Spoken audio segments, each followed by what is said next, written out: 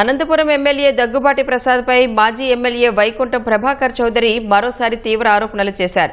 నగరపాలక సంస్థలో ఎవరినీ టెండర్లు వేయనీయకుండా ఎమ్మెల్యే దగ్గుబాటి ప్రసాద్ బెదిరింపులకు దిగుతున్నారని చెప్పారు. పోలీసులను చేతిలో పెట్టుకుని భూ కబ్జాలు చేస్తూ అవినీతికి పాల్పడుతున్నారని ఆరోపించారు.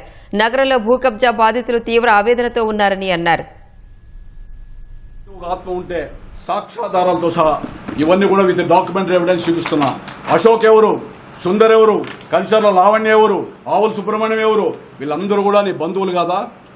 ఒక కేసులో ఒక కబ్జాలో ఒకరేమో ముద్దాయి, మళ్ళా ఇంకొక కేసులో ఒక దేశంలో కబ్జాదారుడు, ఇంకో దాంట్లో సాక్షి, ఆ సాక్షి ఇంకో ప్రాపర్టీ. కేవలం ఒక సామాజిక వర్గానికి సంబంధించిన వాళ్ళు మాత్రమే అనంతపురంలో 200 కోట్ల రూపాయల ఆస్తులు కాజేస్తే నీ బావమర్దులు నీ సంబంధించిన వ్యక్తులంతా చేస్తే నువ్వు పోలీసుకి లెటర్ రాసి యాక్షన్ తీసుకోమని ఎందుకు అడగడం లేదు? ఒక శాసనసభ్యుడి గారికి బాధ్యత లేదా?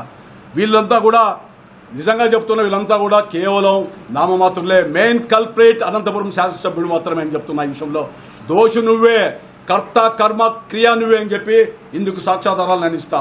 టెండర్లు మీకు రాకపోతే టెండర్ బాక్స్ తీయకూడదని హూమ్ జారీ ఇస్తావు, అధికారులకి వస్తే మరో రకంగా చేస్తావు.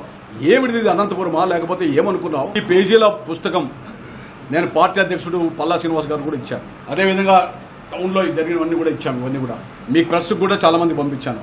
దీని మీద ఇంతవరకు డబుల్ రిజిస్ట్రేషన్ క్యాన్సిలే కావడం లేదు. నేను కలెక్టర్ గారి దగ్గర పోయా, ఎస్పీ గారు చెప్పారు ఎక్కడి నుంచి ప్రెజర్ వస్తుంది తెలియటం, రిజిస్టర్ హౌస్కి పోతే వాళ్ళు పట్టించుకోవడం లేదు. ఈరోజు ఎప్పుడో కష్టపడి పనిచేసినటువంటి ఆస్తులన్నీ కూడా మీరు మళ్ళా ఎక్కడో డైక్లాట్లో తీసుకొని వచ్చి 100 కోట్ల రూపాయల ఆస్తులు తీసుకుంటే ఈ ప్రజలు బతకాలా లేదా? దేనికి ఈ సంకేతం?